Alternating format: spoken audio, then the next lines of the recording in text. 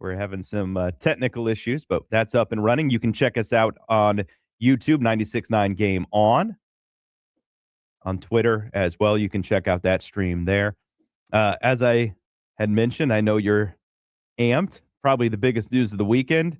You had May 16th in the betting pool, correct? For when Aaron Rodgers would sign his deal? No, I did not. Did not. I did not. What? $22 million. What? Up to $25 million. It's a good deal. It's still yes, it is. Yes, it is a good deal. Okay. It is a good deal. Sure. It is a good deal. Okay. Star quarterbacks are making twice as much in this league. Are we calling Aaron Rodgers a star quarterback at this point in his career? Is he half of that? Because that's what he's making, CV. Half of that. I don't know if I'd consider him half of a star quarterback. Oh, my goodness gracious. But anyway. Is this like Cowboys resentment creeping over? No, not at all. What is it then? Because I don't know that I know the root of the Aaron Rodgers envy. No, no, it's not my money. My man's 42 years old. He's got to be 43 December 2nd. Yep. The Pittsburgh Steelers are giving another crack at it this year. Brady was 45 for the record. George Blanda was 48, but he was mostly kicking at the end of his career. Right? We have Phillip Rivers last year was 44 when he came out of retirement. In fact, I was looking at the oldest quarterbacks. A lot of them sort of fit into, hey, let's give it one more, like almost like Rivers. Like Steve DeBerg did it that way at 44. Vinny Testaverde did it that way coming out of retirement at 44.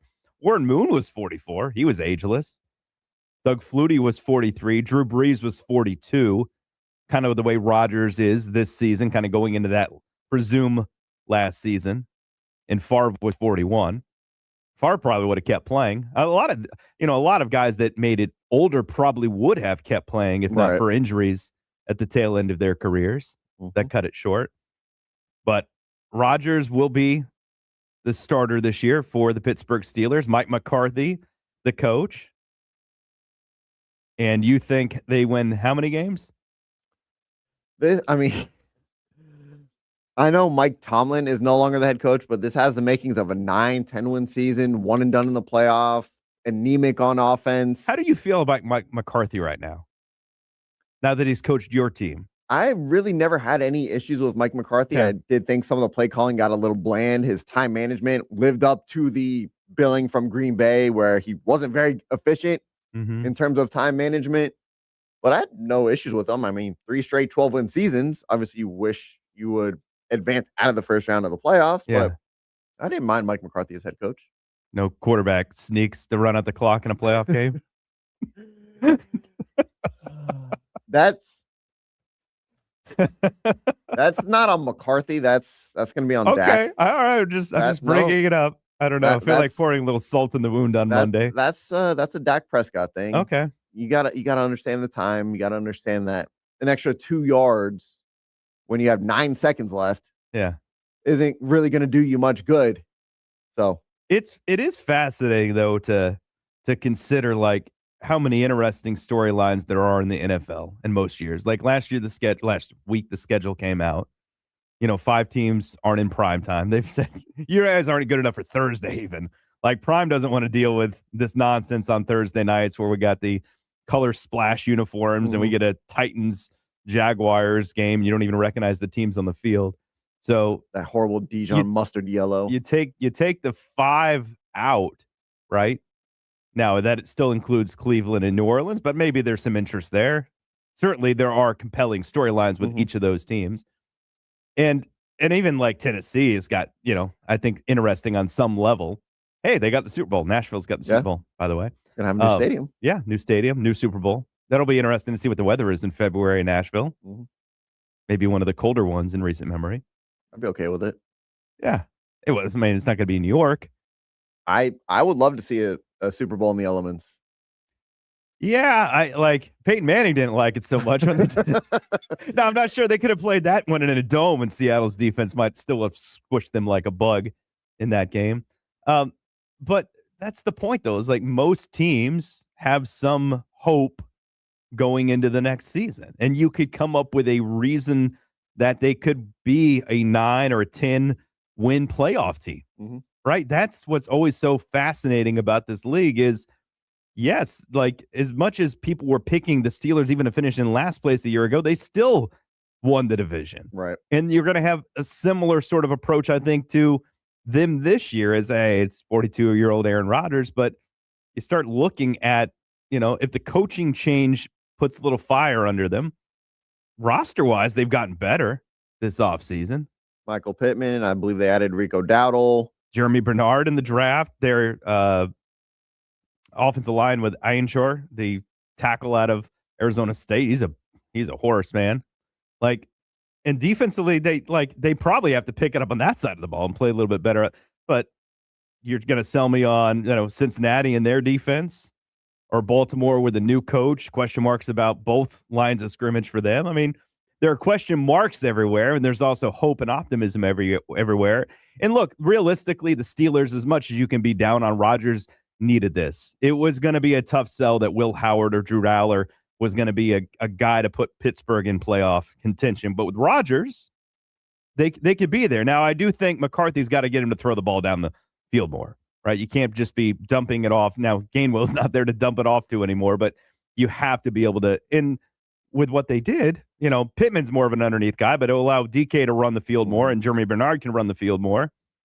At least on paper, they look like they have the potential to have a little punch this year. On paper, yeah, sure. They look like they've definitely improved, especially on the offensive side of the ball.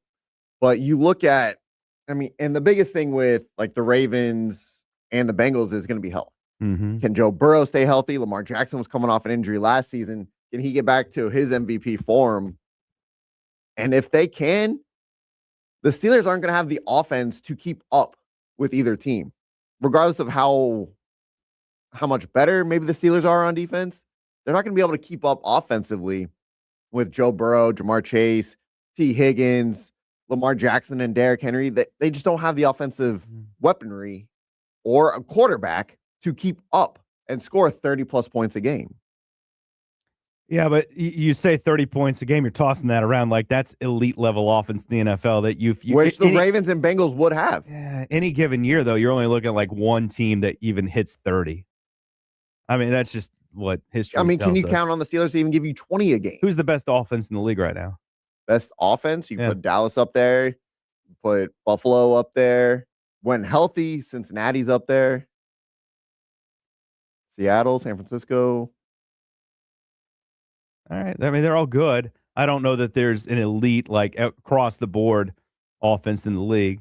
And there's some underlying concerns with any offense that's great. I don't think it's that dramatically different between Baltimore and Cincinnati. I would give you they have higher ceilings, but when the margins are so slim as they are in the NFL, the difference between a good offense is 24 points per game and a great one is, 28. Like, you're talking about a one score. But again, can you even count on the Steelers to give you 20 a game? Yeah. Oh yeah, for sure. Can you? Absolutely. Yeah. There's a reason they just made Chris Boswell the highest paid kicker in the NFL. That contributes to scoring. They went out and got a coach who's more offensive minded. Yes. Right. Yeah. They injected 2 wide receivers who can play into this offense, and a second round pick in Bernard and Pittman. I mean, they addressed what they needed to address. Gainwell's a receiving back. They replaced him with a better runner in Dowdle. I mean, like, you can't ask for a much better offseason, I don't think, if you're Pittsburgh, other than maybe getting a replacement for the future at quarterback, but that wasn't available to you. They wouldn't have been in a better position if they had drafted like Ty Simpson, which, by the way, he wasn't available either unless they would have moved up. I don't see Aaron Rodgers giving you even 22, 23 points a game, let alone 20. I'll have to look up and see what they scored last year.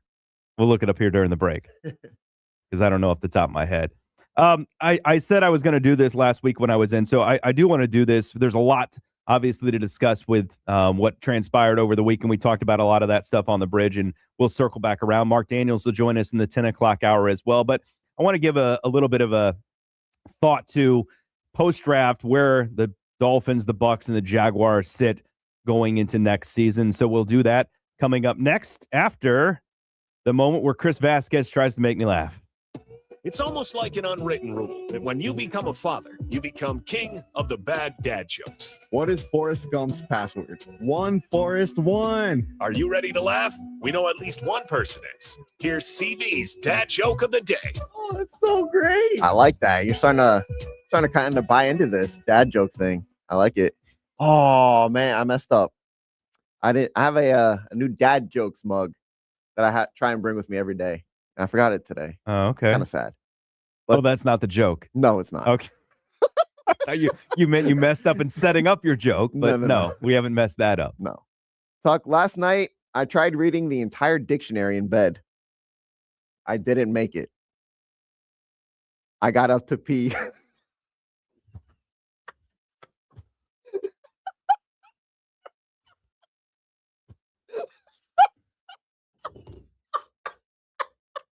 That's the hardest I think you've laughed.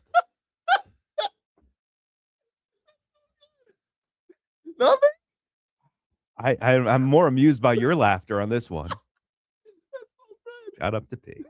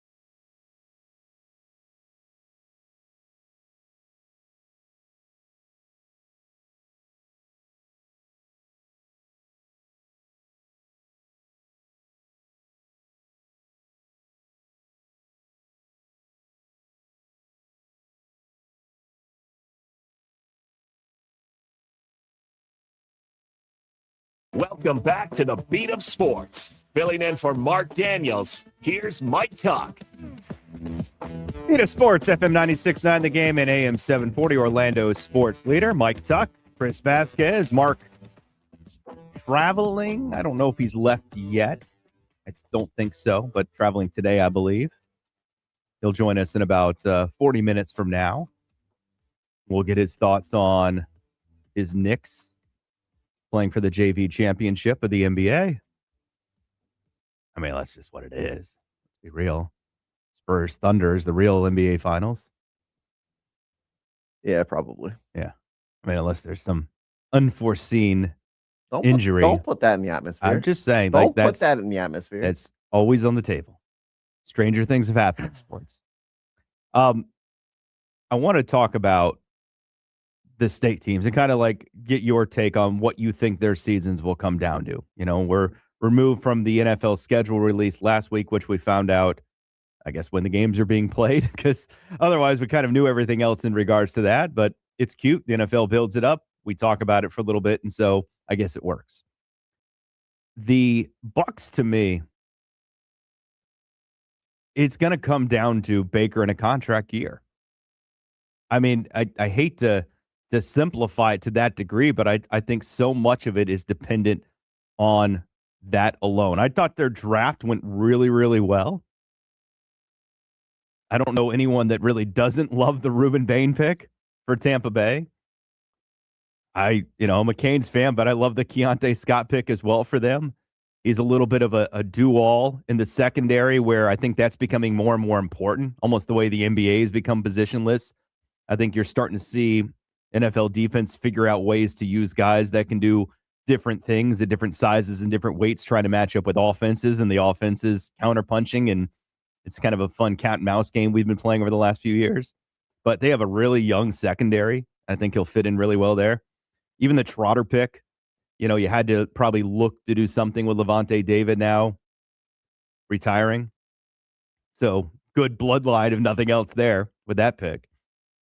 Ted Hurst, they're talking him up as the X, which makes a lot of sense to sort of take the top off of defense. It'll probably be a very simplistic route tree early on, but physically, he does fit the mode. Like he looks like could be. I've heard George Pickens comps to what the Georgia State wide receiver can be, and you're not going to even expect a whole lot of him in his first year because of the other wide receivers that are in play there. And then even Billy Strouth was one of the guys I liked as a guard out of Notre Dame. Notre Dame's just one of those schools right now. Like, their offensive linemen, most of them turn out to be pretty good in the league. So I look at it, I feel like they addressed everything they needed to really address, and now it's just going to come down to Baker playing well this upcoming season. CV, if he plays well, I think they can win the division. It's going to be on Baker. You also have a lame duck head coach going into the season in Todd Bowles. I don't think that ever sets up good. The Bucks have won the division 4 times in 5 years under Todd Bowles, and they were in line to win it last year, and then very, very bad collapse at the end of the season, which was more than the last week. But you're right, like, they just did not play well, and that's probably the cause for concern going into this season, right? It's just how they finished. And you lose Mike Evans. I mean, first ballot Hall of Famer, hands down. You really didn't do much to address that. And I thought, like, no one. Well, I think they did, though. No one outside of Sterling Shepard, I believe, had more than like 390 yards. I know that. You got Emeka Egbuka. Right. They addressed it last year in the first round with Egbuka. Not sure on Godwin's health and not sure on Evans' health or future. And Evans, obviously, his health was an issue. Like, you can't deny that, like, it was starting to be a little bit worrisome not being able to finish seasons. You'd love for him to finish his career there. He'll always be a Buck, Ring of Honor, Hall of Fame. All that's going to be the same at the end of the day. McMillan missed most of the season because of a terrible neck injury. Thank God he's back and playing. And Godwin missed a big chunk of the season. So when you cite that, I hear you, but like, all those guys are in position to play this year, and you added another wide receiver. I think they're going to be fine. I don't think expecting them to stay healthy, though. You can't expect that. Oh, why not? Now, Godwin maybe not, but the rest of them, I don't see why not. You can never count on health. Well, you can say that for everybody then. I mean, like, if that's your argument. But, I mean, I just don't think the Bucs have done enough to try and, we'll say, compensate for the loss of Mike Evans. What else should they have done? I feel like they did enough. You can't tell me Baker does not have enough weaponry to work with. I absolutely look at this Bucs team and say they got plenty on offense. The line's good enough. The run game's good enough. The pass game's good enough. I think they're going to benefit vastly by playing in one of the weakest divisions in football. Okay. Is that it? You're now, it sounds like you're speaking both ways. Is Baker going to come through and then be a playoff team or not? I know what the division is, as you do. Yeah. But a lot of people, again, Carolina won the division, right? So they got their hand raised. Everyone seems to be kind of everyone's riding a little the Saints helium right on now. the Saints right now. The Falcons, I don't know where we're at with them. It feels like they kind of had a back and forth off season. If I'm laying money on it today, now, May 18th, the Bucs will not make the playoffs. Okay. I love Baker. And so then what do they do at quarterback? The new coach, new quarterback? It's going to have to be. Okay. I don't think. I don't think you're necessarily wrong, by the way. If they love Baker unless they miss the playoffs and Baker's outstanding, then you would look to bring him back. But if they love Baker as much as they say they do, then they would have signed him this past offseason. Don't let him go into a lame duck season. Yeah, do you want to? I don't know. You get stuck. You were laughing at Rodgers' contract, but you don't want to get stuck in a contract that you're swallowing a lot of dead money. And you just said, like, literally your prediction suggests, if Bowles moves on, you may want to start the whole thing over again. My point was, I believe it was one of the owners who said how much they love Baker Mayfield. Mm-hmm. I'm saying if you loved him that much. Well, you're going to say that, though. I don't know. You can't just not say that.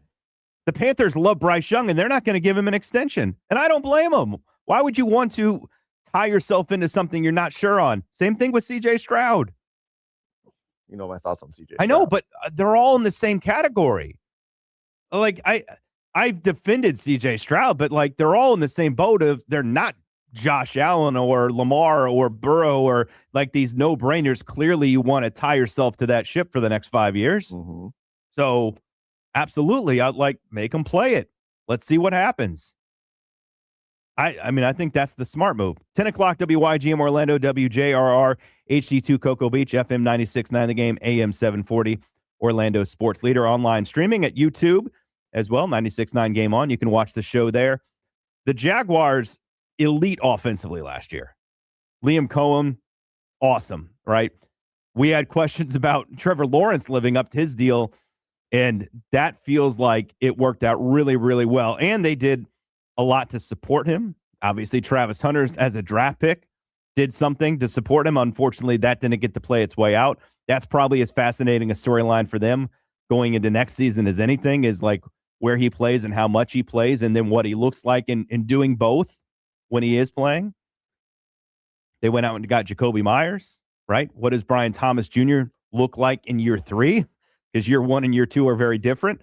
I didn't really love the draft at the top with Borkerker at tight end. I think a lot of people, I'm not so bothered by the talent. I mean, there are people that actually had him amongst the top 5 tight ends, even though I think consensus did not when they took him. But it just feels like an odd pick for an offense that hasn't really utilized that. But Pregnon at offensive guard, I think, is a good pick. He could be a starter really quickly. Wes Williams was one of my favorite late edge rushers in this draft. But to me, for Jacksonville, winning 13 games and wins is going to be tough because Tennessee will be better. The Colts with Daniel Jones will be better. They were an elite team until they got hurt. No, they weren't. Yes, they were. No, they weren't. Yes, they absolutely were. Yes, they played such a soft schedule. They weren't. Jacksonville had an elite offense last year, right? They did. The only teams that scored more than them in the AFC last year were New England and Buffalo. Okay. You know who was after Jacksonville? Indianapolis. And that was without Daniel Jones. Okay, look at their schedule and look at who they played when they were losing. Look at who they played when they lost, 7 games in a row to end the season? Look at who they It was something like that. Yeah, I think you're right. It was 7. And look at the teams that they beat to get to their 8 wins. They didn't beat anybody. They were not elite. They beat them soundly is what they did. Okay, that's what you're supposed to do. They also get a 3rd place schedule this year, though. And Tennessee, and then Houston obviously is always in the mix and probably still has the best defense in the football. I'd agree with that. Right? So if you're Jacksonville on paper, it all looks good. I don't like who they replaced Travis Etienne with.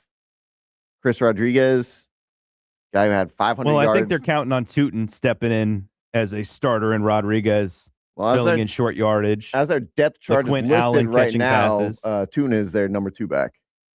Oh, who cares about a depth chart right now? That's what someone on some website puts together. I mean, I'm not kidding. Like if you... and someone who invests time in this, depending on where you look, depth charts are completely wrong. Like you can just tell looking at it, they're wrong. Right now I'm on ESPN. Okay, well, they might be one of them that's kind of wrong. I would look. It's a 3-headed thing, regardless of how you look at it. They're trying to get production out of 3 guys going into the season, and who knows? Jamari Taylor wasn't even drafted. He could even factor into the mix at some point during the year. They did add Amir Abdullah as well. Well, really, honestly, it's DJ Dallas is there too, right? So those guys are all competing for who's going to be the return guy. If I'm being totally real with you, that we're getting way off task because that has nothing to do with Jacksonville's forecast this year.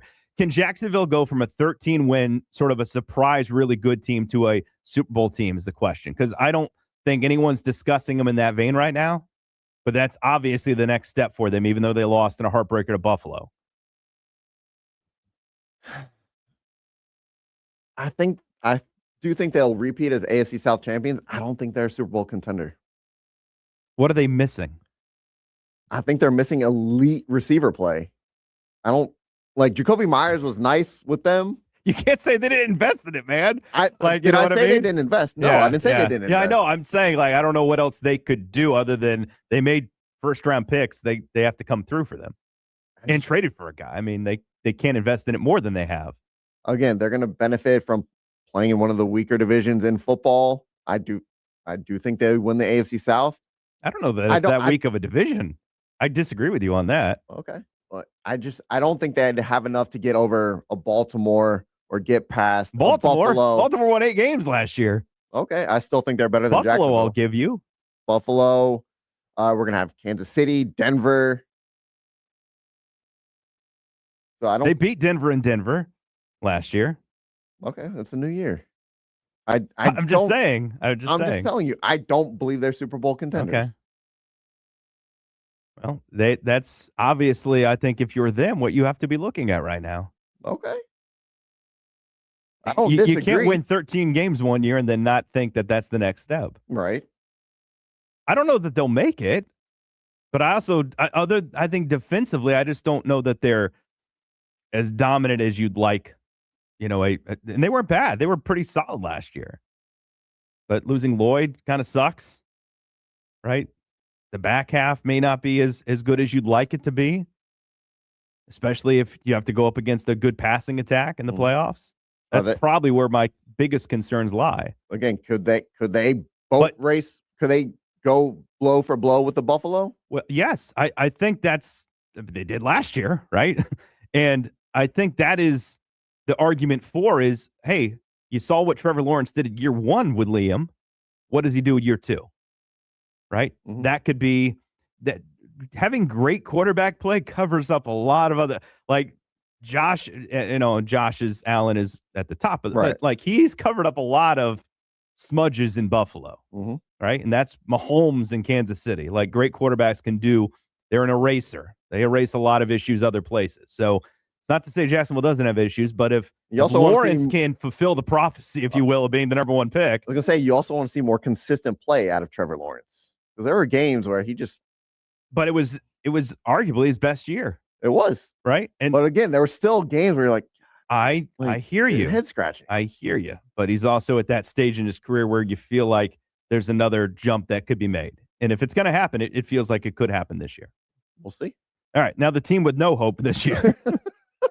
And I'm saying that as a Dolphins fan. So, no, but that's realistically where they're at. And like the schedule is brutal. It looks more brutal when you're bad.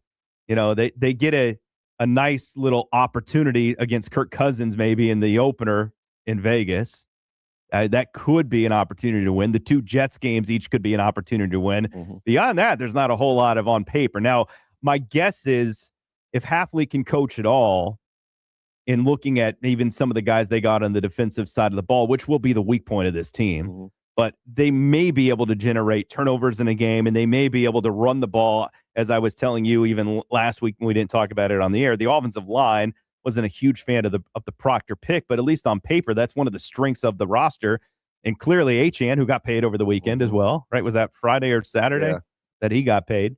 They'll probably have a game or two maybe where they pull upsets because they run the ball and they force the other team into some turnovers. And I thought their draft went great. I really do. I didn't love every pick, but I loved a lot of the picks. My question is, though, do you want this team to win 5 or 6 games and potentially fall out of that number 1 pick? I don't even think that's on the board. I'd want them to win games, but they may need to get upset wins to win 5 games. Mm-hmm. I mean, they're in that group of teams in the discussion at the bottom, which I think we would agree today anyway. Looks like Cleveland, right, is probably in that discussion. Tennessee could be improved, but they might still be in that discussion. Vegas. I believe I saw something where Arizona is an underdog in every game they play this season. Yeah, Miami is actually a favorite against the Jets, I believe, at home. So we get one game that we're favored in. Arizona's in that discussion. I mean, Arizona you would think on paper be looking at a quarterback, right? Mm-hmm. Right. And then honestly, everyone else, you kind of feel like there's going to be someone that's obviously disappointed. Well, Washington was a disappointing team as an example last year. No one thought probably on paper they're going to win 5 games, and there they are winning 5 games and picking 7th in the draft. So there's going to be a team that for whatever reason or reasons ends up being really bad. I think if you're a Dolphins fan today, you're going, hey, we want to get a chance at Jeremiah Smith or Leonard Moore. I mean, those would probably be the 2 top, the Notre Dame corner and the Ohio State wide receiver. Mm-hmm. I don't think there's anything they can do, Chris, beyond my control anyway, that's going to prevent them from being in those discussions. And teams are going to want quarterbacks, and there's going to be a handful of guys. It's a cluster right now of guys, and who knows who's going to step up and be great. But you have to draft quarterbacks, and there's going to be teams like the Jets and the Cardinals that are drafting quarterbacks. And you don't even mind if they're in front of you necessarily, because it's going to leave one of the other players. If you get enough out of Malik Willis that you can say, hey, let's ride it out another year and look at supporting him. I don't know how you judge this year. I guess fairly would be the word, or accurately, for Malik Willis, because they have probably the worst wide receiver room in the NFL. You go into next year, and we said this about this past year's draft. We thought it was going to be an elite class. It wasn't. Mm-hmm. Next year's class is supposed to be an elite class. I don't know if it's elite. I'll make this point clear now because I don't think I've done this on the air. I don't think there's, hey, let's tank for Andrew Luck or Trevor Lawrence. There isn't. Doesn't mean someone won't emerge. I mean, we had Cam Ward emerge. We had Fernando Mendoza emerge. The chances are when you have 8 guys that all could be first-round picks, someone will emerge and perform at that level where we'd feel confident in it. But I don't think that I sit here today and there's that obvious. There isn't. I don't think there's the obvious guy. But my question for you is, what do you need to see? I guess look at it from a front office standpoint. What do you need to see out of Malik Willis to go into next year not looking for a quarterback at the top of the draft? Just success, confidence. Again, what is success? What does success look like? The ability to throw the ball with accuracy, to convert third down opportunities, to extend plays, hopefully health. That's been an issue, obviously, at quarterback for Miami. I mean, those simple things, wins and losses, are going to be out of his control. I think it's largely out of his control. The defense is probably going to be really, really bad this upcoming season. And the offense is going to be heavily dependent on running the football, which, by the way, Devon Achane, and he's 24 years old. You hope that in 27 you're competing, in 28 maybe competing at a higher level. That's what every program's hope would be on a reset like this. Mm-hmm. Achane won't even be to the prime of his career yet. So I think re-signing him. And by the way, nice to see the renaissance of running backs in the league getting paid. I've only been making this argument forever. Other than the quarterback, they touch the ball more than anyone else. You may want to keep elite players at that position. It's kind of an important thing. They're really, really important to the bottom line. And it got a little absurd that we're paying second and third wide receivers more than starting running backs. I think it's just the shelf life. It could be an issue, but the elite tend to be worth the price point. That's what we've seen. That's why guys are getting paid. If we're being totally real, it's because we've seen the Saquon Barkleys come through and the McCaffreys come through and the Josh Jacobs come through. The guys that have gotten paid in the last handful of years have been successful after they've gotten paid. And it's like, oh yeah, maybe it's worth paying those guys that kind of a money. I mean, that's the realist part of it, is if those guys weren't any good or they weren't able to extend beyond the contract because of the shelf life, then we wouldn't see guys continually get paid. But that's what we've seen. There was a point we only had, 4 or 5 guys making over $10 million in this league as a running back. That's doubled, more than doubled. It's just the results of success. So I think that's where we sit right now with that. But they'll be bad this year. But I do think they had a pretty good draft, 13 shots at it. You hope that more than half of them pan out for the Dolphins, and it sets them on track to win games in 2027. But yeah, this upcoming year is going to be pretty ugly. The NBA conference finals are set, and a lack of familiarity in most cases, but an opportunity in others. We'll discuss it next year on the Beat of Sports.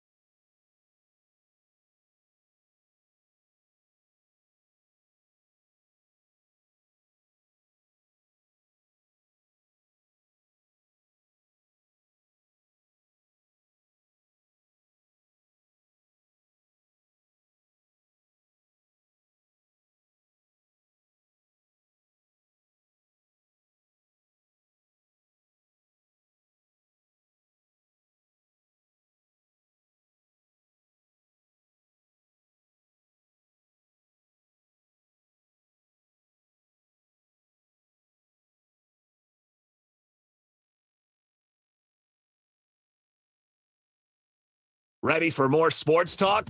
Of course you are. In for Marc Daniels, here's Mike Talk. BOS Sports FM 96.9 The Game, AM 740. Chris Vasquez here with me. Marc Daniels will join us in our next segment. UCF baseball, UCF softball, trying to advance deep into May and beyond. NBA playoffs, we are now deep.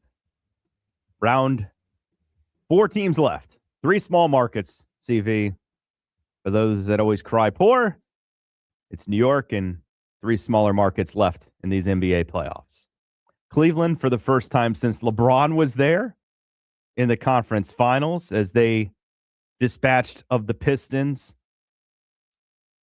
Incredible effort last night all around by the Cavs. Just a complete destruction of Detroit. All of Detroit's offensive weaknesses rose to the surface last night. They just didn't have enough to climb out. It was almost similar to, honestly, and Van Gundy talked about this last night a little bit. Stan did, was, as bad as Cleveland and their effort was in Game 6. Detroit looked just as miserable last night. Got beat to every loose ball. Could not stay in front of Donovan Mitchell, who constantly forged his way into the paint, either for his own layup and or setting up someone else for a layup or a dunk. Just an awesome effort by him. First 25-5-5, 0 turnover game since Kobe in a Game 7. That was Kobe in 2002. So it was quite a long time ago that happened against, I guess it was against Sacramento, 2002. Their series against the Knicks will be an interesting one. You'd almost think the team that's able to play a little bit better defense will be the one that advances. And then on the Western side, which kind of feels like old school Cowboys 49ers in the NFC. Winner of the NFC is winning the Super Bowl kind of thing. You get what looks like it will be, as long as everyone's healthy, it's going to be the Thunder and the Spurs, at least for a half decade, it feels like. Like, there will be changes to the rosters around the Stars, but this is the matchup we wanted. Now it's 2 small markets, and we'll see how America adjusts to it. And really, I think the adjustment, as much as anything, because we adjusted to like Cleveland when LeBron was there, will be the star power. If Wemby and the second of 2-time MVPs, Shai Gilgeous-Alexander now, are able to be a draw, then we'll go bananas over it every year. That's what it'll come down to is, hey, do these guys have that star power that will draw people to the TV screen? So to that point, how big of a, I don't want to say a concern, but how much of an impact do you think it'll have that not only do you have smaller markets in the Western Conference Finals, but the 2 superstars that you think of when you think of the Thunder and the Spurs being non-American? One being obviously Wemby French and SGA Canadian. Does that play an impact at all or play a role? I don't think so. I don't think so. One, SGA played college basketball in America. He's from Canada. He's from North America anyway, so I'm not even sure we view Canadian players. Like, do you think of RJ Barrett as a foreigner? Like, you know what I mean? Right. Like, he played in Canada. He's from Canada. And Wemby's such a freakazoid alien. Like, it almost doesn't. He may not be from Earth. Like, he may not be from this planet. So I don't know that either has the outward personality to be a draw. They're both seem like very humble individuals. And so I don't know, maybe that plays against them. Maybe it plays for them in the long run. Right. You never how, Steph is, I guess he can get a little into celebration sometimes, but he's a pretty, you think of Steph, calm star. Think of like the shimmying and right. A little bit of celebration, but nothing like, he's not like a draw away from the court, or he wasn't certainly earlier in his career. I know he has projects now outside of basketball, but yeah, I'm looking forward to it though, because it should be great basketball. And it's a little bit, again, like I mentioned, a little bit of unknown. I think we're going to get to know both sides really, really well. And the Thunder winning last year felt like it was a build up to a championship. And now it does feel like it's a build up to this matchup. And it could be the first of many. And just looking at history, believe it or not, I mean, these teams have played, I think, 6 times now. No, this would be the 7th time the Spurs and Thunder have played, which surprises me because the Thunder haven't been even around that long. So they're, but not with these groups, Right. right? So it was, the KD Russell Westbrook Thunder against the Duncan Spurs kind of that started this. So creating new rivalries, I think is important to anything for the NBA. I think that tends to be a draw historically for the league, is when you get combatants that we almost anticipate them playing every year. And believe it or not, it's happened in the finals. I mean, certainly Celtics and Lakers in the 60s into the 80s with Bird and Magic, and then even with the Cavs and the Spurs with LeBron and Steph, that was as important to the league as anything, is that familiarity. So this could be the beginning of that kind of a rivalry between these two. Is the NBA going to try and almost shove that down our throat that this is the next big rivalry? They won't have to if the teams just go out there and do it. Now, you might feel that way if they're advertising it, but why wouldn't you if you're the league? You're going to lean into what's great for you, and they should lean into this because, again, injuries could always play a factor here, but at least on paper, these were the best 2 teams in the league during the year, and here they are meeting as you would have guessed. I said this last week when Mark had asked about if player-to-player rivalries, like a Magic Bird, right, if those are still around, maybe you think of Josh Allen, Patrick Mahomes. To me, I do think these rivalries are kind of gone because everyone's so buddy-buddy now. I think rivalries, I think of like 2 guys going at it head-to-head who hate each other, who, they may respect each other on the court, but they still kind of have that bad blood or animosity towards one another. I don't think we're going to see. Usually it's position to position, thinking about it, and obviously great team to great team. And, I mean, even if it is those two, maybe Dylan Harper or Castle will be that to Shea, but I don't Wimby to Holmgren. It's not the same position. You're right. But a lot of that's because we've had a different champion. Like, it's been different teams running through this thing. And so we've gotten, our taste of stars, whether it's Tatum or Joker or Shea or, fill in the blanks, Giannis, that have won these championships.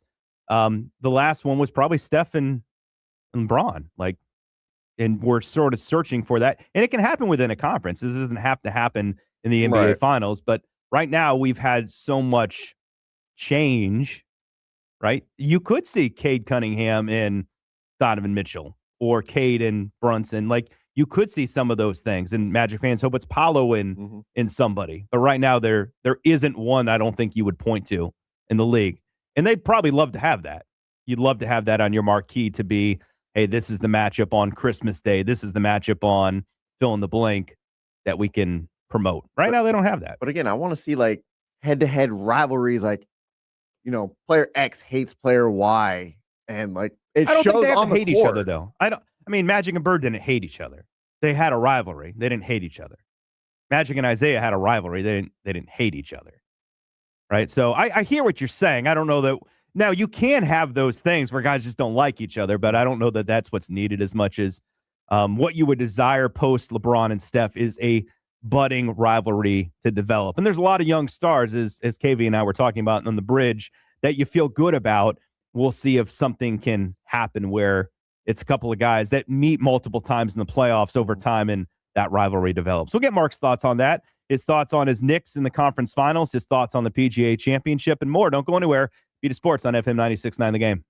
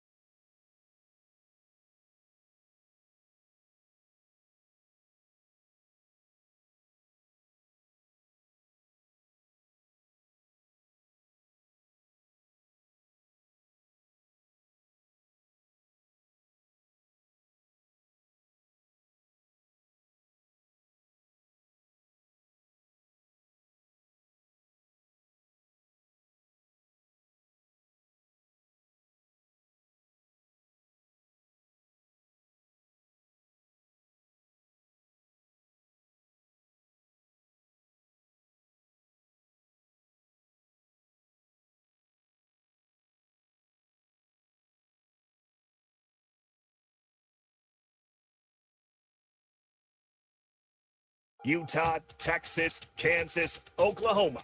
From somewhere else in the country, let's welcome the host of the Beat of Sports as a guest on his own show. Here's Marc Daniels. Beat of Sports on this Monday, FM 96.9, The Game, AM 740. Mike Tuck, Chris Vasquez, and now joining us, the host, Marc Daniels, whose UCF Knights will be playing on Thursday morning due, first pitch against Oklahoma State, a double bye for the Knights in the Big 12 baseball tournament. Mark, and I'm going to let this be a surprise because reading it, I didn't know where Surprise, Arizona was. Where is Surprise, Arizona? Surprise. Yeah, I mean, we don't play till Thursday, and we got here yesterday. I'll explain that in a second. But Surprise, Arizona is from Phoenix. It's a little bit north and west. And Surprise, as I learned, it's kind of like, although maybe more developed, kind of like what Claremont was years ago when there was like not much in Claremont. Then they started building and affordable housing started popping up and everything. And as we were driving last night, we landed in Phoenix, then driving about 25 miles north. You're like, oh, okay, and interesting. And then all of a sudden you see this exit, and yeah, so fully developed and a really nice area. We're staying at a really nice new hotel and so forth. So, but we're not in Surprise. We're just in North Phoenix. I mean, that's the interesting thing here is we're in North Phoenix, and then Surprise is about 25 miles from here, due west. And spring training home for the Royals and Rangers. And Gotcha. Now, why are we here today? Excellent question. Several months ago, you don't know where you're going to finish in the standings. And, the first round's on Tuesday. And, you plan just in case you're in that. And then, lo and behold, the cost of fuel went up and airfare went up. And the ability of changing a flight to go, we'll just get out there on Tuesday, it just didn't make sense. So kept the flights. The UCF played Saturday afternoon, and we were on a flight yesterday. And just from a scheduling standpoint, for me, it's the way it works. So here I am today, and grateful that you're there and do the show here for the next few days. And that's why we're here. Right now, it's gorgeous, about 65 degrees, not a cloud in the sky. I'm headed to North Mountain Trail. Okay. Once we get done here. Camelback is my favorite place to hike, but as I mentioned, we're a little bit away. The Uber this morning, when I got up at 6 o'clock Phoenix time, the Uber this morning was $86 to Camelback. Ooh. And as much as I like to hike Camelback, I'm not paid for climb much. So the 200-plus round trip with tip just doesn't seem appealing to me. So there's another mountain trail about 10 miles from here that we're going to hit in a little bit.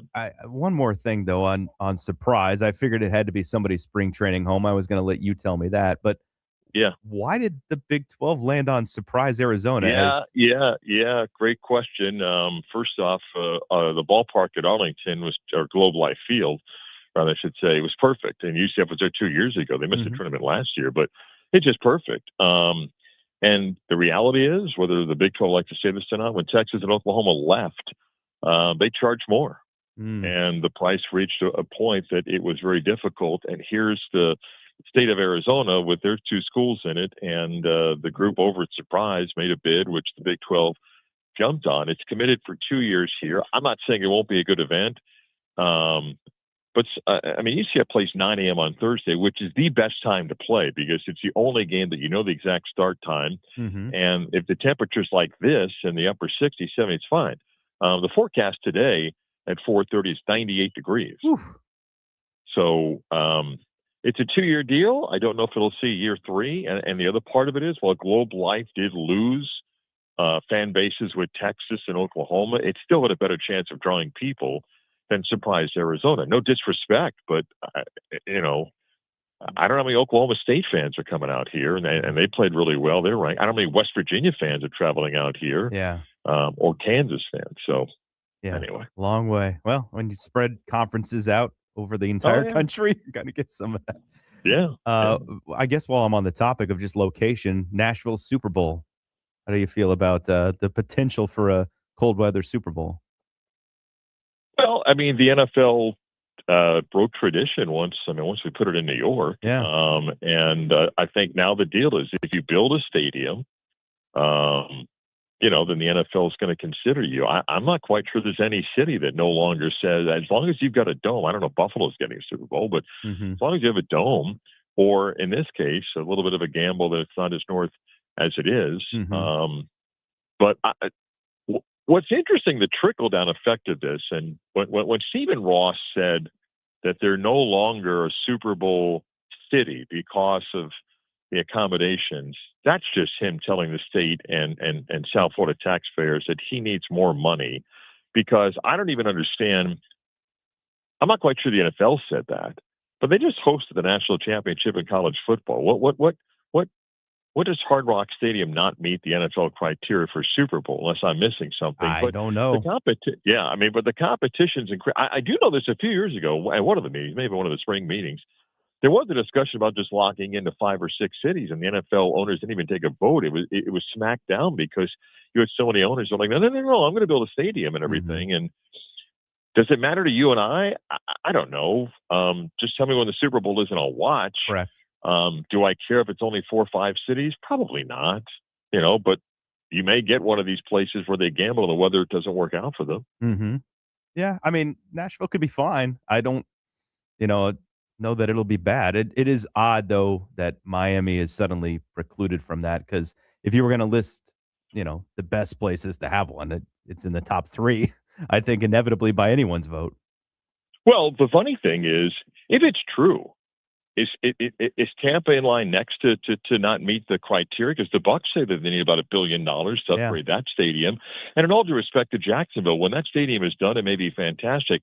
Have they built 10 5-star hotels since the Super Bowl was last in Jacksonville? Because if they haven't, they're not doing the cruise ship thing again, would they? No, I don't think that'll be the case. I don't think that works. No, I don't think that'll be the case. Yeah. What do you think about the JV championship in the Eastern Conference between the Cavs and the Knicks? What kind of shot is that? I'm not quite. I think the way Detroit had played, if you're a Knicks fan, you're kind of like, I think they're a mess on offense. So maybe Detroit was a better matchup. But the numbers, this, Mike. The numbers of the Knicks versus the Cavs. The Knicks own the Cavs for a couple of years, but every season and a series is different. So who knows? I'll be curious with the Knicks being off a period of time. Is there any rust on them going into the start of the series? It's the perfect time for Cleveland to steal a game. Sure. Or is Cleveland worn out from having gone a game 7? I mean, we won't know until they throw the ball up and play. Look, I think the NBA, all things considered, probably got a pretty good Final Four. The Knicks have come alive where they're a draw. The Cavaliers have a couple players that are a draw. And I think the West, would you agree in the end? It kind of was the rivalry that's not a rivalry that people kind of wanted to see. Yeah. Right? CV and I were just talking about that. Like, I think maybe 2 or 3 years from now, we'll suggest it was a no-brainer, but you do have 3 smaller markets and obviously the biggest market in New York, and a untapped soon to be rivalry. But and I don't know how fandom feels about SGA, even though he's now a 2-time MVP. Wemby is getting there, but I don't know, he's not dominant enough yet that we're around it. I think this is the setup of a long run of a rivalry, but we're not quite there yet. I could not be happier as a basketball fan that the Spurs and Thunder are playing, but I don't know how the rest of the NBA world or basketball fandom feels about it yet. Yeah, I don't know. If you take a look at the West, outside of the Lakers, the Brand, and LeBron, who else in the West is a big TV draw anymore? And that's not. Again, I think the NBA is as great as it's ever been. But who else? Is it Denver? I don't know. Go back and take a look. When Denver won a championship, the TV ratings weren't off the chart. Right. Although they blew out Miami. It was kind of a non-competitive finals. I'm not quite sure. That would have been the great TV matchup. Nick Lakers, but I'm not quite sure that we're missing going, boy, if it was that team or that team. Minnesota wasn't going to draw, big on it. I do think I do think there's a developing Wemby fascination that has ratings potential. I mean, I really do. Of course. This series, I think, is fascinating because of what happened in the regular season. Now, a number of those games happen early in the year, and the playoffs are different. I don't know if San Antonio is ready for this stage and ready for that matchup in a 7-game series, which is different than playing, once every 3 weeks. But I think it's interesting. There's enough storylines here that I would still think there's some casual fans. Look, it's not just my fandom of the Knicks. I think the NBA knows that the Knicks getting to the finals is probably the best thing for them ratings-wise, and whoever comes out of the West. But I think it's a pretty good a basketball matchup. Can the Knicks' hot shooting continue? I don't know. It's fun to see, and I'm sure there's at least one game that James Harden will James Harden. When that happens, I don't know. And by the way, I'm sure you guys talked about this. I didn't do the research. Name the last 60-win team that you went back and go, man, they're a mess. It's funny because KV and I talked about that on the bridge with Minnesota and Detroit, both terrific teams, young superstars in the league. Like, there's a lot to be excited about, but there's also a lot of I don't know what else they're going to do, right? They got a lot to figure out if they're going to take another leap. Detroit, their second best scorer is a 32-year-old who's a free agent in Tobias Harris. They're a big guy that lost his game in this series. Their second and third best players almost have no offensive game, or certainly didn't in the playoffs. In Minnesota, again, they're two big guys in the front court are getting older. They have a young star, but how do you fix the rest around it? And it's sort of all adding up, Mark, when you look at where the CBA is now, that you get these thresholds and luxury tax penalties, that as Boston had to tear apart what it had built because of that, you have to really rely on drafting well. And I wonder if that will change the approach for some of these teams. Instead of dumping 3 or 4 draft picks into a star or a presumptive star, that they go, you know what, maybe we need those young players to actually hit to build a team and keep a team. No, it's a great point, and it's a little bit fascinating on the modern day structuring of a basketball team and what's the best path to go. And the funny thing is, Mike, locally we're trying to figure out what the Magic are going to do, and yet on paper the concept seems like that's the path to go, right? Get your young guys, draft them, develop those guys, and then pick out which ones you want for the next long-term deal and then build around them. Well, it seems like the Magic just stalled because of injuries and, what's going on coaching. But it is interesting. And I also think this, and tell me if you agree, I think the patience of a championship window has shrunk. Yes. You know?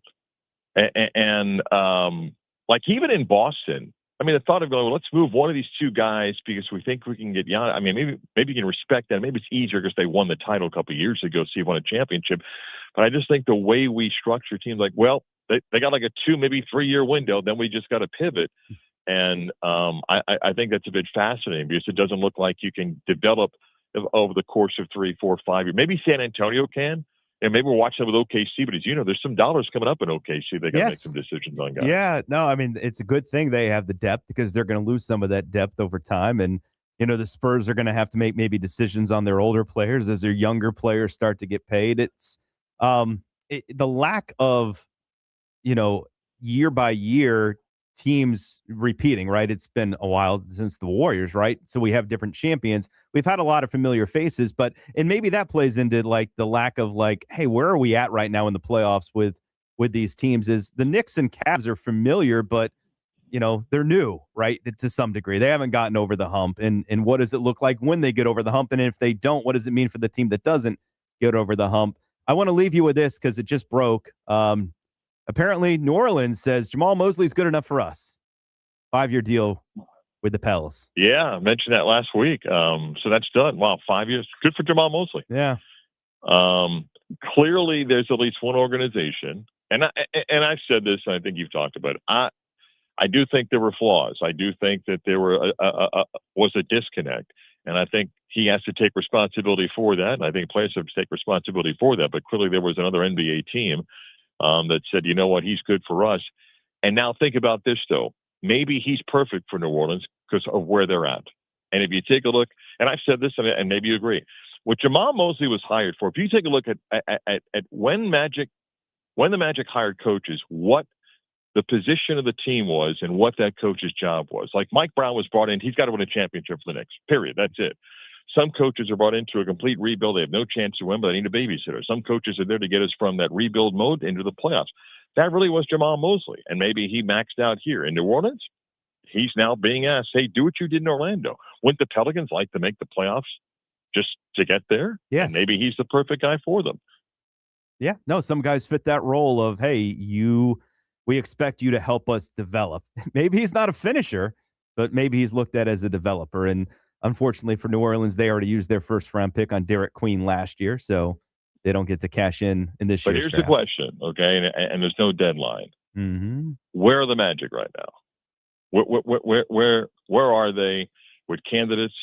Is it we got a bunch of guys that are still coaching right now?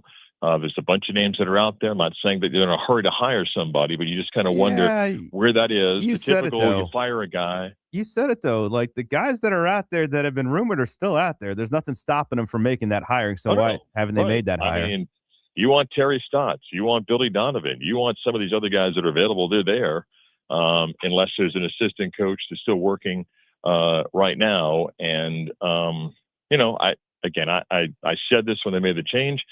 I said this last week of what I think the front office has, they made a choice. Their choice was to keep the president. Mm-hmm. They made a choice to fire the coach. They made a choice to keep the same president who picked a side to get himself an extension. And what I still don't get was not announced, and I don't believe would have been announced, had he not been cornered in a press conference after Josh Robbins broke the story, and they're allowing him to pick the next coach. Okay. So either A, he knows exactly who he wants right now, and they're in no rush to do it, or, there's a couple names that are still out there that they might find themselves in competition with. There's no deadline. We haven't started free agency yet. The draft is coming up, but it is interesting. But I'll say this, good for Jamal Mosley.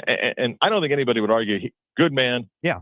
Good coach for what he's brought in, and a good opportunity for him. And maybe that's just the type of coach he is. And there are guys in college football that are the same way, that maybe they can't win a championship, but they can get you from 4 wins to 8 wins. Yeah, we'll find out. Thank you, Mark, and enjoy Arizona. Yep. All right, guys. See ya. Surprise, Arizona. Big 12. So Mark gets to hang around in Arizona for a few days until the Knights take the field on Thursday morning. Well, at least $200 for an Uber to go hiking. Yeah, that's rough. 86 each way. So not including the tip. Do you tip Uber drivers? Right? I don't know. I honestly, I think I've only taken a couple Ubers in my whole life. I let my wife handle it. I'm sure she does. I don't. Yeah, it's not in my hands. It is 11 o'clock. WYGM Orlando, WJRR HC2 Cocoa Beach, FM 96.9 The Game, AM 740. Back with the news next.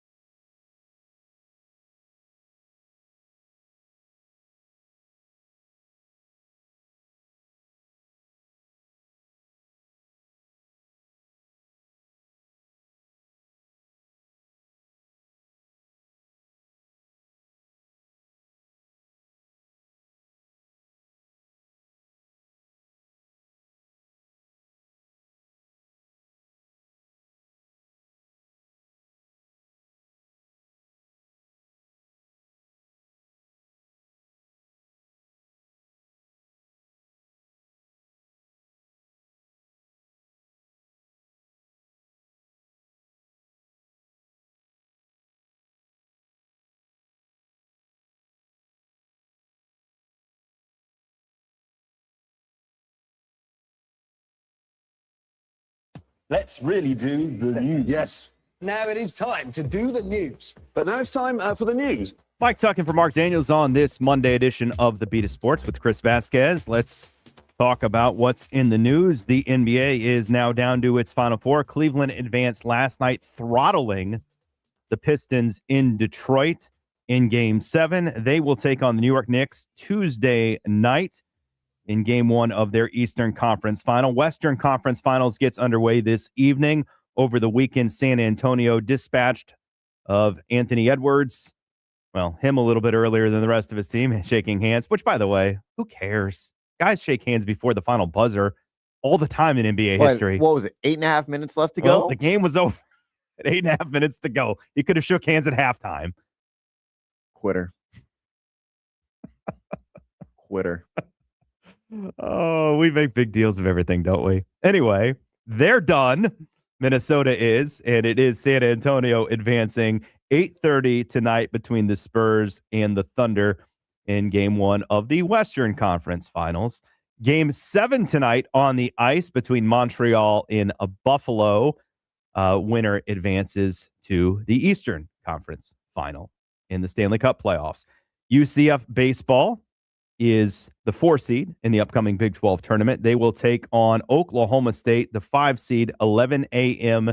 Eastern time on Thursday in Surprise, Arizona. It's a double bye for the Knights. UCF softball over the weekend went on the road to Tallahassee and came back victorious. So on the Knights move to the Super Regional, they will have even a longer trip than the baseball team. They're heading to Los Angeles to take on the UCLA Bruins for a best of 3 starting on Friday. Aaron Rye rised above, play on words, the rest of the competition at the PGA Championship in Pennsylvania.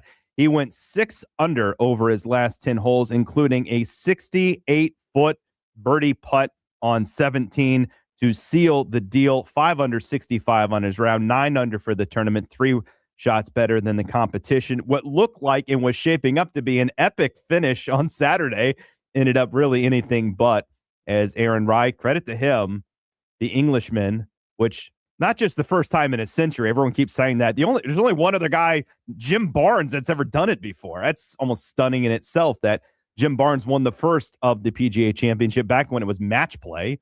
He did it in 1916, then again in 1919. So Aaron Rye is the guy who is your PGA champion. Now, by the way, not to go unmentioned, Kurt Kitayama, before you may have even been watching yesterday, went out and blistered the course, a course that a lot of people struggle with, shot a 63, which ties a record for a final round. That ended up getting him a top 10 finish, so he came from way off the pack into the top 10. And the way the tournament was playing, who knows, even as the rest of the leaders got out on the course, you thought maybe they came back to him, could be in the hunt there.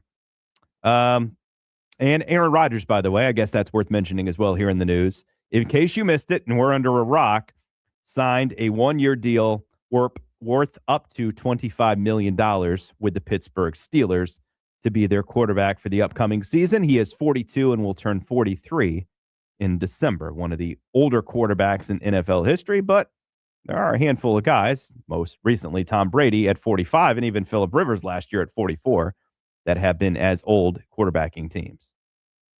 I mean, I guess given what they have at quarterback right now, right, is the best of the options. Yeah, look, I think that 2 things can be true, as it typically is. There's so much gray area. I feel like I bring this up in my class at the Dan Patrick School of Sportscasting all the time, is like, there's so much gray area. We tend to like think of it always this or always that, and there isn't. There's arguments to be made both ways. If the Steelers were just going to come back and run it back with Tomlin as the coach, same staff and all of that, then the argument for, hey, it didn't work last year, I think would hold a lot of water. But you look at what options they do have at quarterback, and you also look at it's a turning over of the staff and more of an offensive oriented approach with Mike McCarthy as the head coach.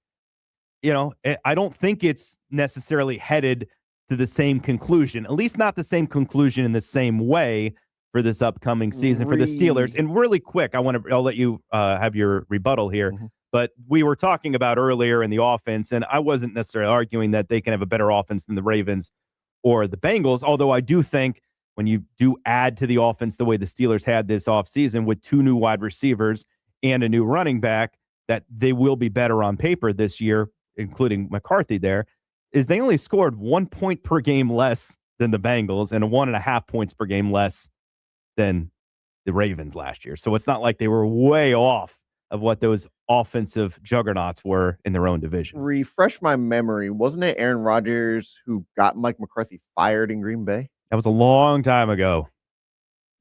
And by the way, again, like those Packers teams, it felt like they were just running into title games and coming up short. And then why wait until now?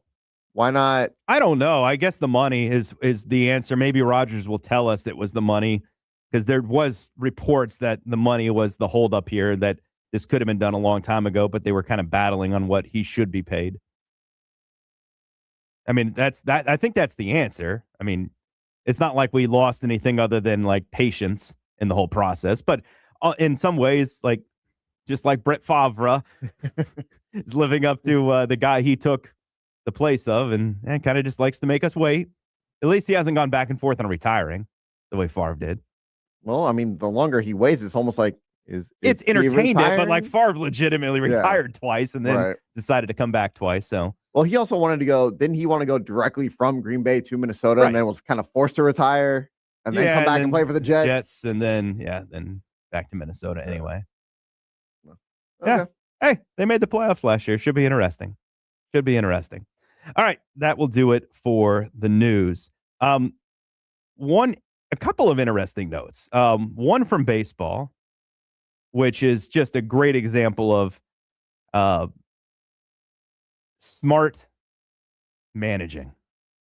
I'll leave it at that. Just really smart managing. And one from the NFL schedule, which I'm curious what your reaction to it is, if it matters or not. All right. That's coming up next here on the Beat of Sports on FM 96.9 The Game.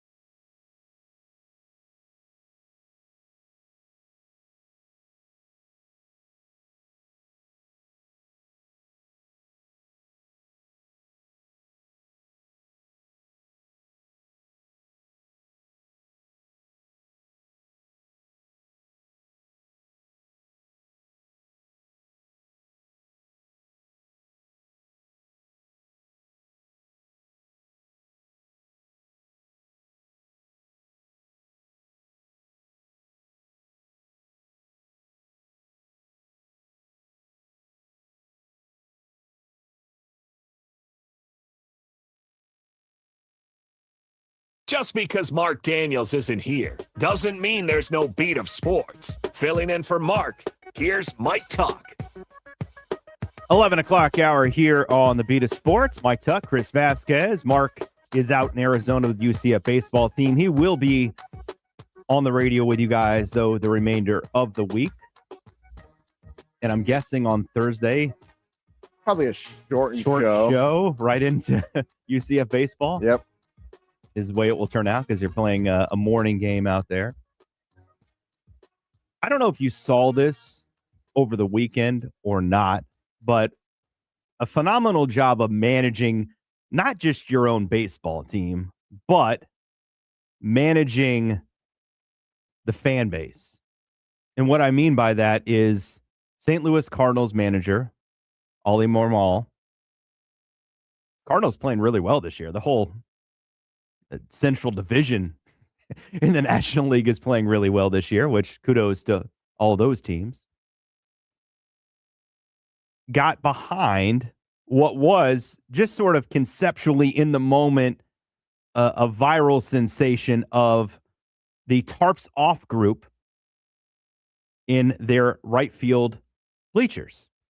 The Stephen F. Austin club baseball team, not the baseball team, but the Lumberjacks actually have a club baseball team, like the way some colleges have club soccer teams or lacrosse teams, etc. Apparently, there's a Club World Series that takes place in Illinois. Totally unaware of this until this story. And Stephen F. Austin was in it. And their baseball team decided to show up not too far from St. Louis to a Cardinals game with all their shirts off and rowdy and noisy and creating what really was an electric atmosphere in Busch Stadium, which traditionally speaking is one of the better home baseball parks in all the majors.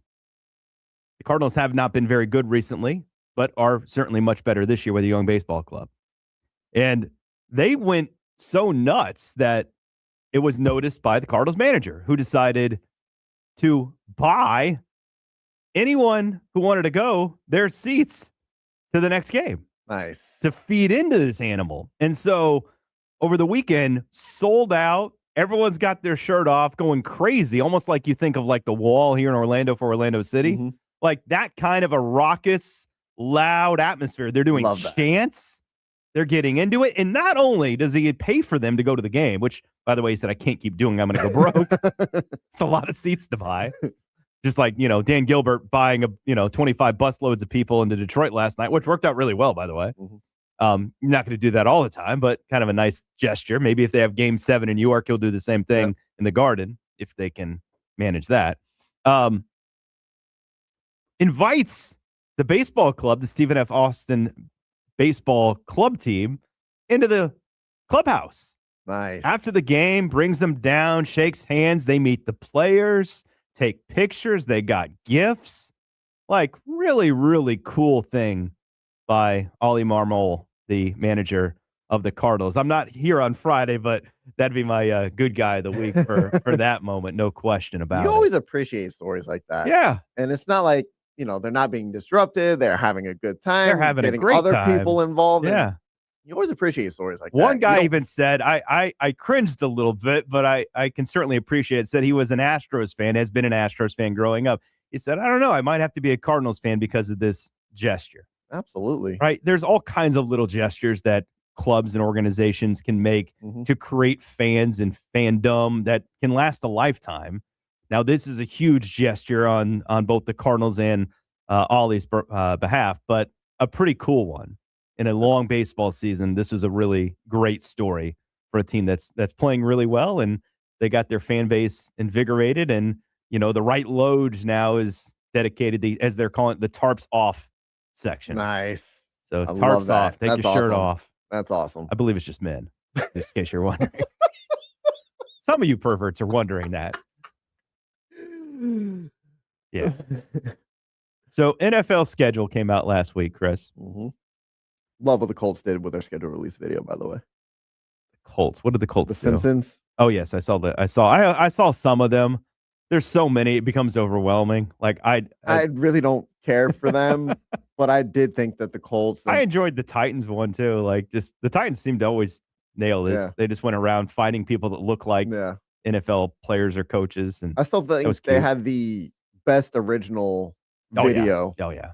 With the People logos. had no idea. In fact, one of my now former students, and I cannot remember where he was in America, so it's bugging me, did the same thing, stole the concept, and he went to an elementary school and had the kids. You showed me this video. Yeah, identify the logos. You showed me that video. Hey, sometimes the best ideas are stolen and replicated. I mean, other people have tried to do that too, but clever thing, obviously. Yep. But you tell me if it matters. Mm-hmm. All right. So the Chargers and Eagles will play 4 games versus teams coming off bye weeks this coming season. That's a lot. Mm-hmm. There are 14 teams, almost half the league, that will not have to do that at all, playing a team coming off a bye. Fair or unfair? Oh, stop with the fairness. I'm just asking. Doesn't matter. Doesn't matter. It doesn't matter. So historically speaking, you're mostly right? So I dug a little bit into this, going, how much does this actually matter? So in the last decade, 52% of the time, the team off the bye week has won. So even though in theory, extra rest, extra prep, it's still a coin flip, right? And I guess some of that is probably a bad team against a good team. You're still a bad team. You're going to lose. So you could probably have to dive into it even more specifically to see if there is something. And I think what sways a lot of people in the unfair category is that there are some coaches that historically are awesome at coming off of the bye week. Andy Reid, and I had to look up Reid because I knew Andy Reid was good at it. 22-5 Andy Reid is in his career. Wow. 22 and good. I didn't realize it was that good. Really good. Nick Sirianni's 5-0 for the Eagles. Now, again, the Eagles have been good, though. And Andy Reid and Philadelphia and Kansas have been good. I think that's part of the factor. The other guy who's really good, Mark will like this, is John Harbaugh. 15-3 in his career. Nice. Now, again, the Ravens have been mostly really good. So I tend to think the exceptions tend to fall into the category of, well, the teams are really good. Therefore, you're more likely to win off a bye week as you would off any week. But historically speaking, it doesn't matter. I will say, I wonder, as someone who likes the Chargers coming into this season and myself, and I don't cheer for them, I just like what they have. They're a minus 22 in rest days. I mean, that's significant. You wonder at some point in the season if that shows up where they look lethargic or they look burnt out. I mean, no different than like the 49ers traveling like around the globe 5 times this upcoming year. Like they have more mileage. But again, like teams way west like San Francisco or Seattle, or way east like Miami, Tampa Bay, Jacksonville, tend to have more mileage than anyone else anyway. So if you want to talk about, fair or unfair, and I'm not going to use this as an excuse for any reason whatsoever, just pointing it out, the Cowboys have a week 3 game in Brazil against the Ravens. They come back to a road game, albeit in Houston, but still a road game the next week. You could drive to Houston, though. Followed by a Thursday game at home against Tampa before going on the road against Green Bay and then Philly. They don't have a bye until week 14. So Brazil, road game, Thursday game. Yeah. That'll be a rough one. So I mean, look, fair, unfair, none of this stuff matters. But there are those little quirks that you wonder, and look, it's super complicated, and AI and bouncing things around, and then hey, what do we think about that? Like, again, I don't even know how many. I've read about it years ago, the number of schedules they produce, and then figuring out which one works best. So getting one that works perfect for everybody is almost impossible, right? The Dolphins, it doesn't matter for their year, but they open up with 2 West. They're going to like literally probably just stay on the West Coast the first 2 weeks of the season. Like that's kind of weird, right? The way that falls. So you're always going to have quirks within, like Carolina's barely traveling this year just because of the way it worked with the cities around them. And, Dallas is going to Brazil, but like even playing Houston as a road game is a nice little tucked in advantage. But they still have the fourth most miles traveled. Right. And going across, anytime you're stuck going somewhere overseas, it's going to add up really quickly. Like San Francisco normally is at the top, but go to Australia, that's going to put you way up there. All right. Yeah, I just thought that was sort of interesting. I don't know if it's fair or unfair, but it does feel like lopsided that you have 4 times that happens where the other team's coming off a bye. Because we do think in the postseason, right, the bye is an advantage. So in theory, in the regular season, it could be one as well. Although it just historically it doesn't play out that way. I just wanted your thoughts on that. Figured Chris would be like, who cares? Toughen up, Yeah, exactly. sweetheart. MVP, but where do you think of Shai Gilgeous-Alexander in the pantheon of NBA players? And is it the right place to think of him? We'll discuss it next year on the Beat of Sports.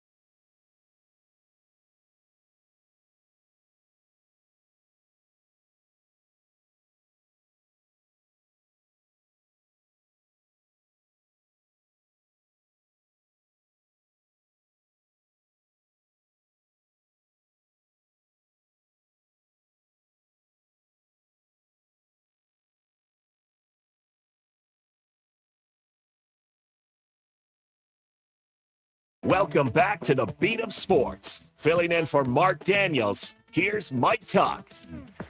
Chris Vasquez here as well on this Monday.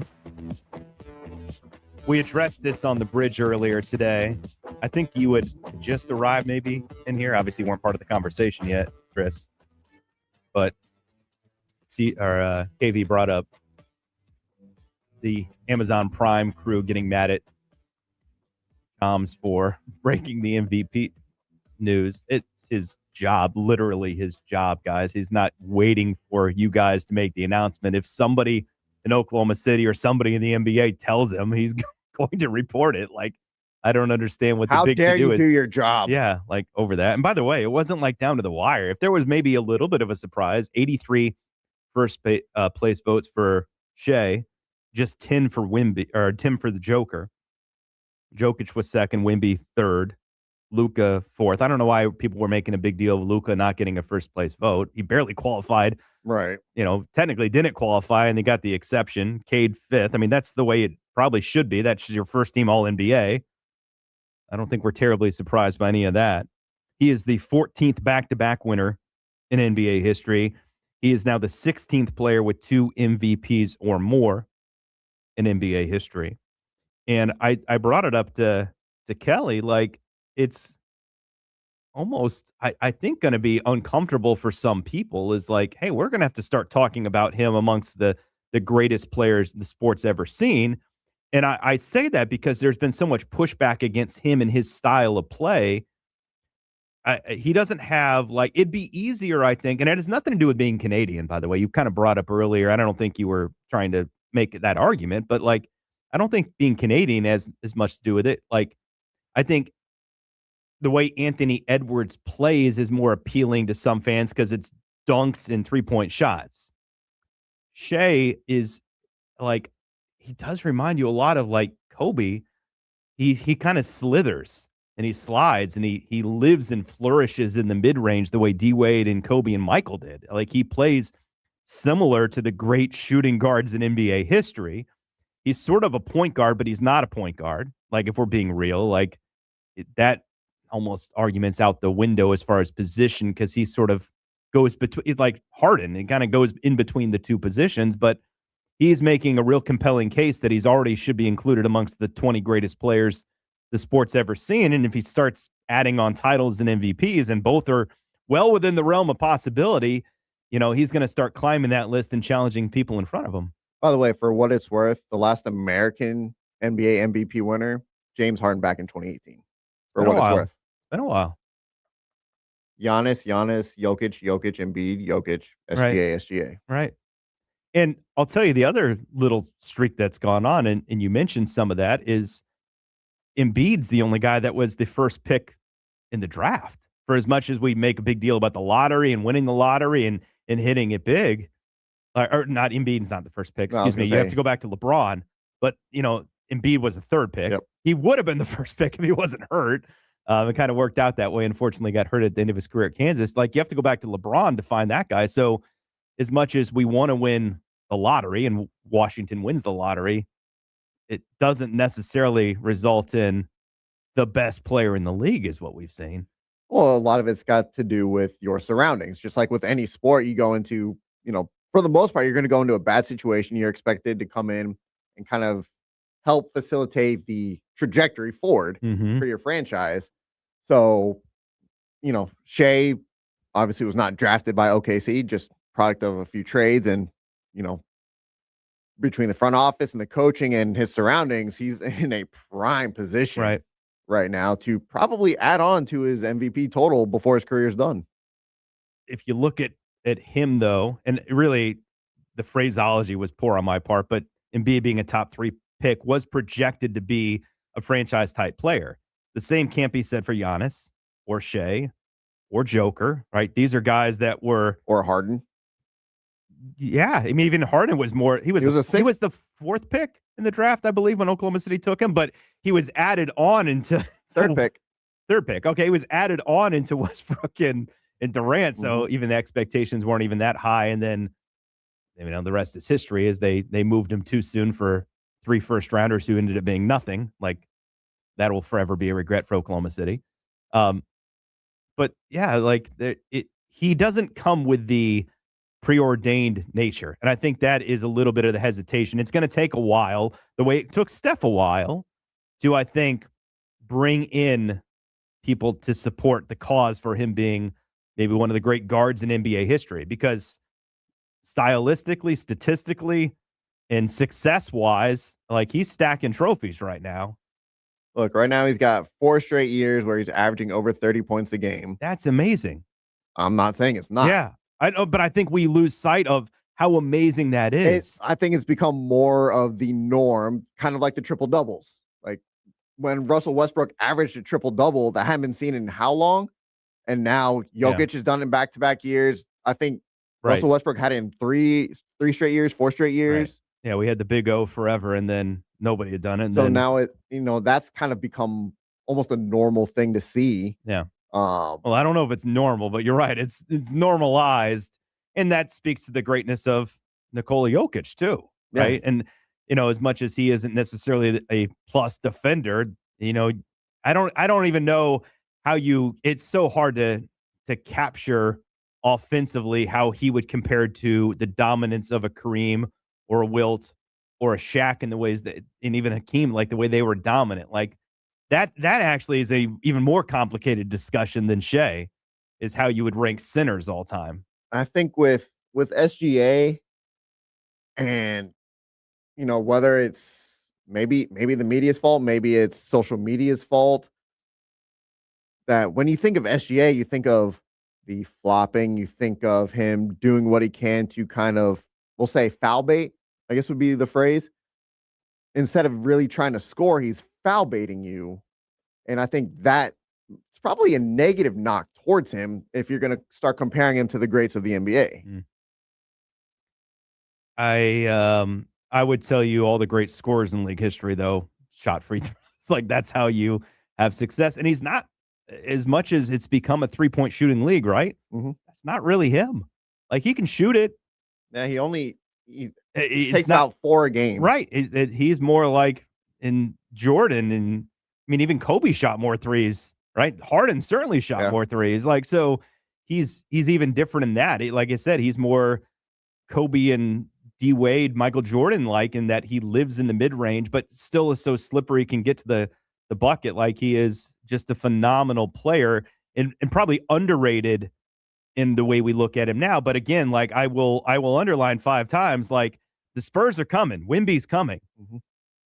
And the Thunder are still here, right? Like, this sets up for potentially a half decade or longer of these teams meeting in the playoffs and building what can be an incredible rivalry for the league as we move past LeBron and Steph era of the sport. And it'll be curious to see if challengers arise, if anyone in the East can even approach challenging one of these teams to win an NBA championship. I was kidding with Mark and you earlier, saying it's the JV in the Eastern Conference, but honestly, that's what it might look like for a while if these two teams are managed well enough and stay healthy. Is the Spurs and the Thunder aren't going anywhere right now. Yeah, and I know I had asked Mark, and I think I asked you if, I thought the winner of the Knicks-Sixers series, is going back a couple of weeks, the Knicks-Sixers series was going to represent the East, but no matter what, the ultimate NBA champion was going to come from the West.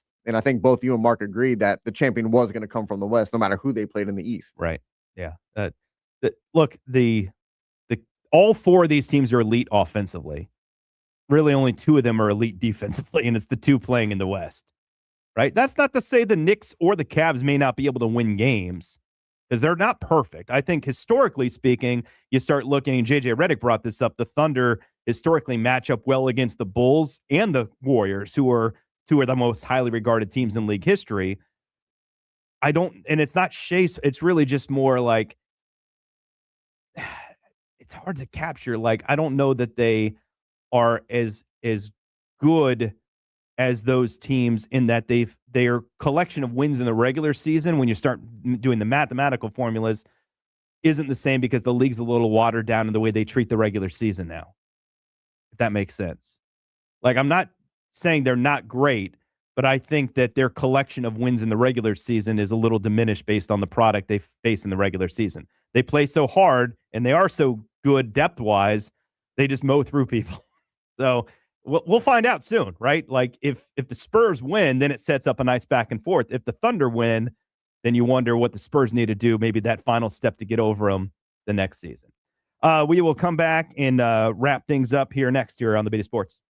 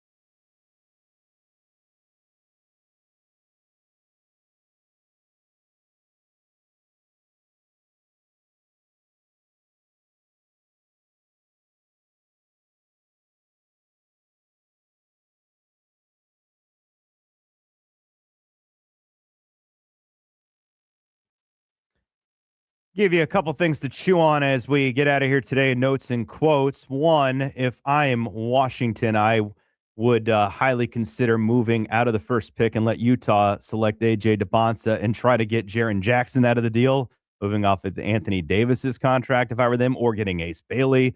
It's a real opportunity, I think, for Washington in a year where the number one pick is great, but not necessarily obvious, to get better really, really quickly.